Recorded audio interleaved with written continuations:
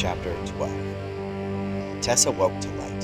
She was bathed in it, swimming in it. It was the most glorious light she'd ever seen. Even her eyes still closed, she could still feel it teasing against her eyelids. Wake up! Rise up! It's such a bright world out here. Tessa opened her eyes. For a moment, she was too sun-dazzled to actually see anything, but then her eyes focused on something in the light. Gideon. He had his white uniform on again, and Tessa tried groggily to remember if he might have been wearing it last night, and she just hadn't noticed. But he was bent over the co-pilot's seat, as if tidying up, and Tessa figured out what must have happened. He was wearing other clothes last night. He had the uniform in his duffel bag or backpack or whatever he carried onto the plane. He changed while I was sleeping.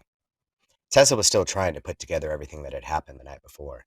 The darkness, the follower, Gideon's conversation with the oily-voiced man, the crazily swooping plane.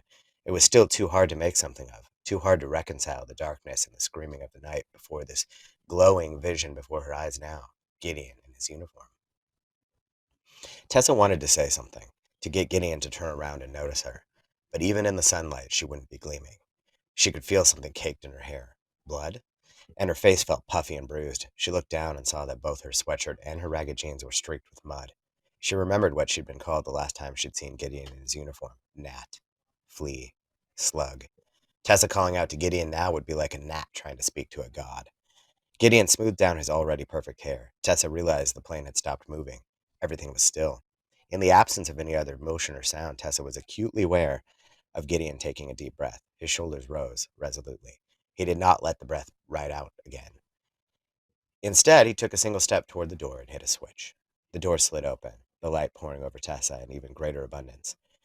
How could Gideon not see her now? But he wasn't looking in her direction. He was standing in the doorway, facing out into the blinding light. Tessa saw him take another deep breath. I'm sorry, he said in a booming voice.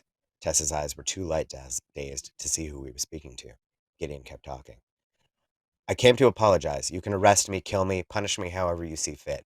I'm the one who killed your countrymen in this place. In a flash, Tessa understood. Gideon had flown them into enemy territory. He'd flown them to the very spot where he'd killed all those people. He was willing to be killed too. No, he was asking for it.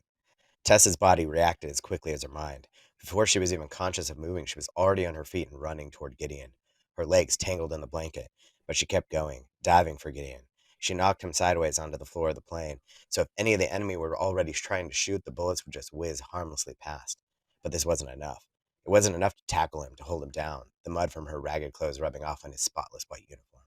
Guns could be reloaded, re-aimed, fired again and again and again.